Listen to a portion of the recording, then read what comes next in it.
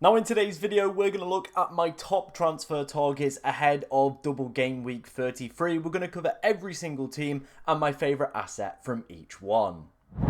Now before we dive into today's video, of course, if you do enjoy any of the content that you see on the channel, please be sure to like, comment and subscribe, as we are trying to hit 13,000 subscribers by the end of the season. We only need around 85-ish more people. I think it could be 86, 85, whatever. We don't need that many left, so if you are new around here, make sure you are hitting that subscribe button. Help us hit the goal of 13k by the end of the season and really round off what has been a terrific year in terms of obviously the channel and in terms of FPL as well. So before we head into the transfer targets themselves, let's look ahead at the schedule and what is coming up. Obviously this video is going to be more focused around the players doubling in game week 33, and a lot of that bearing in mind that a lot of people will be playing their free hit chip in game week 34. I think it's really difficult to obviously target the double and then of course look to the blank in 34 if you've not got that free hit, and that might be potentially one of the limitations that you do have with your side, is you can't go too heavy on the doublers if of course you are looking at the blank in 34 and kind of going to have to navigate that. But in terms of the double then for game week 33, obviously my favourite double has to be the Arsenal fixture. Ipswich and Palace, who look pretty woeful, especially in that second half against Manchester City today. Everton and Villa as well for City, big games in terms of their top four chances. Same goes for Aston Villa as well, Newcastle and Manchester City. But I do fear for Crystal Palace, to be honest. They look really poor in the second half of their game. Obviously we'll talk a little bit more about them as a unit and of course all their players a little bit later on, but not looking great. In terms of future game weeks then, we could also have some double game weeks. Obviously, these are all dependent on FA Cup progression. The ideal scenario would be that Manchester City double in 36 of Southampton and Bournemouth. That would be extra juicy. However, the next favourite for me probably would be the Nottingham Forest one with Leicester and West Ham. That could also be tasty. But yeah, I do think the City double would probably be the best out of the bunch, considering that a lot of us are probably going to be looking at double or potentially even triple City heading into 33, free hitting in 34. Then you get Wolves, Southampton, Bournemouth, then a blank to navigate, but I think that's fairly self-explanatory and very easy. You'll probably built up quite a few transfers already, if of course you've already got the City players in ahead, so can just take them out ahead of game week 37 and look to, you know, probably other teams around that period. Everton have got Southampton and Newcastle. There's a pretty good double just off the top of my kind of dome there for 37 and 38. Obviously in game week 34 we know about the blank game week. My chip strategy is personally going to be playing that free hit chip. Obviously if you're a little bit unsure what your chip strategy is or when you should be playing your chips, get it in the comment section as well and we will try and help you out as much as possible. But let's move on then. Let's head into the teams and all the players that are doubling in game week 33. Now, of course, there are players that will have been missed out, but this is my personal favourite selection. So let's start off first with Manchester City. Now, I know a lot of us probably already have Gvardiol and Marmoush, very two popular assets within the game. Now, I feel we've a crux point here, what to do in regards of that potential. Do you go for the triple up of City or do you sack it off? Now, there are a lot of players that I have, of course, not included on this list. The likes of Doku, Savinho, McAtee look decent today, Phil Foden. There are so many players that could be on this list, but all those players that I just mentioned, for me personally, I would not be going anywhere near them. I can't guarantee that their minutes are secure enough, especially over a double game week, for me even to justify wasting a potential transfer on them. Now, defensively, City have looked a lot better in recent weeks. I think Gvardiol has lost his main appeal of being kind of that attacking kind of fullback. He has been in the past few weeks playing at centre-back, and O'Reilly had a really impressive performance today against Crystal Palace at left-back. Obviously, that goal as well was really well taken, so I do feel like Gvardiol has probably lost that mantelpiece, and if he is going to be playing centre-back across these next few fixtures, I don't really see the kind of added value for him. So if I was to, of course, bring in a City defender looking at this game week, I probably actually would lean more towards Ruben Diaz, to be honest, because Gvardiol isn't getting, you know, high amounts of XG or how high amounts of XGI in these games because he is playing centre-back. The only thing that I probably would say that does go for him, of course, is he is more highly owned. So if you are in a decent position in terms of rank, it does cover you off from the effective ownership route. But I think right now I probably would lean more towards Ruben Diaz than going for Gvardiol. That's just my personal opinion on it. Marmoush, I think, is a great option to go for. His minutes look very, very secure. Has hit the ground running coming into the Premier League as well. So I know a lot of people really already have invested in him early. And I think, if you've not got him, what are you doing? Definitely go and get him. Really good player. If City get back-to-back doubles, could be a decent captain's shout for game week 36.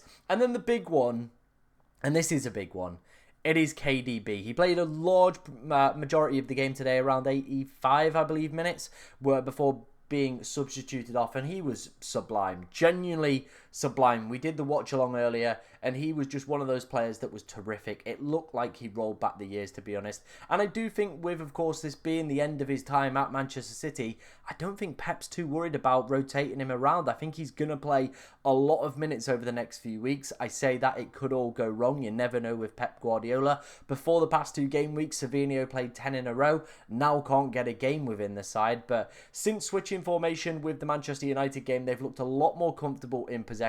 KDB as well has been a large part of that, and today he was just purring and looked superb.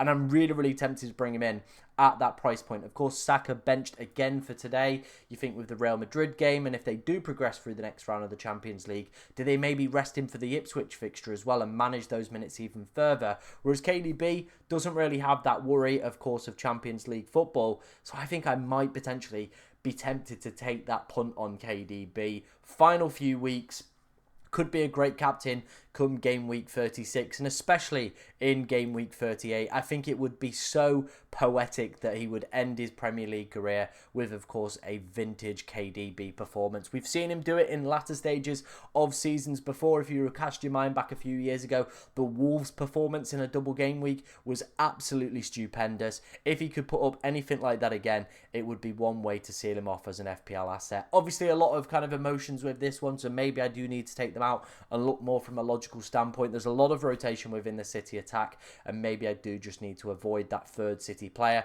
But of course, if they do get back-to-back double game weeks, I really want to be tripled up on Manchester City, and I do think KDB is possibly going to be that player that I am going to be looking for. Moving on then to Arsenal, who are currently playing at the time of me recording this. I've seen that Moreno is benched, I've seen Saka is benched, and I have seen Timber is benched.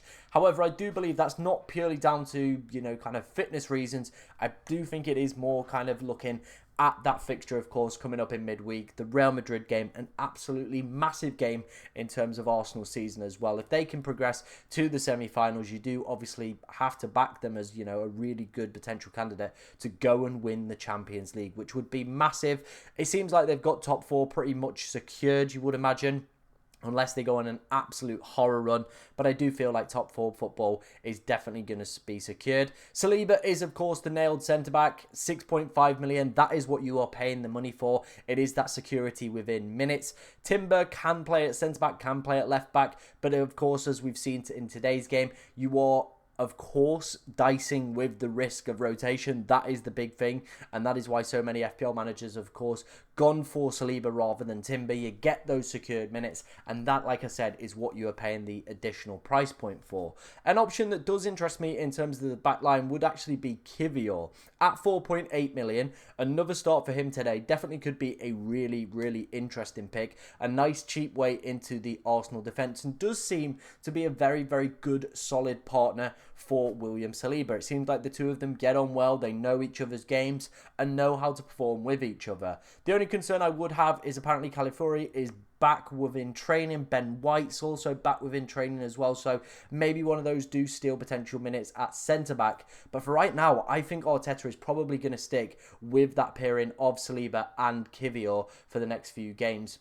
The big thing that does concern me with Arsenal's fixtures, though, is that game week 33 fixture, the first one being the Ipswich fixture. If, of course, that Real Madrid game goes extra time, that very easily could possibly happen, you do feel like maybe the Ipswich game, you see some players potentially drop. I think if I was to bring in any Arsenal assets, I probably am just going to sit on my hands, to be honest, rather than, of course, look to bring in any of them for this game week. In terms of that midfield spot then, I do feel, you've obviously got Saka as your big boy, who will definitely be amongst some of the top players for captaincy for next week. Obviously, another benching this week is a little bit disappointing, but did pick up a knock midweek in Champions League. So hopefully we see him have a good performance Champions League, builds into that and definitely poses himself as a good captaincy option.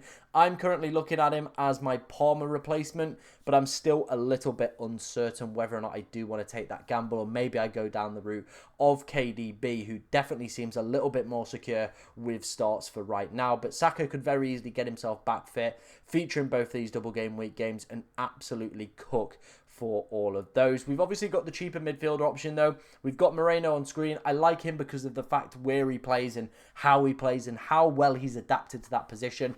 On the bench though for today's game, again, because you do feel like he is probably going to start that Real Madrid fixture midweek. But Trossard, who is also on the graphic as well, could also potentially be a decent shout to go for. Probably wouldn't look at Sterling or Nawari for me personally. It probably would be between Moreno, or it would be between Trossard if you are looking for those alternative midfield spots. I do find it interesting as well that Moreno is actually top of the predicted points heading into these next 3 weeks, which is very interesting to see. Higher than Saka, higher than Saliba, higher than Kivior, and higher than Timber. Very, very interesting to see, to say the least. But in terms of the Arsenal assets then, kind of giving you an overall conclusion, I think Saliba is the safe defensive pick if you wanted to go for it. Probably would say Kivior is also a second. Saka definitely will be one of those players that a lot of us will look to bring in, regardless of what minutes he does see in today's game.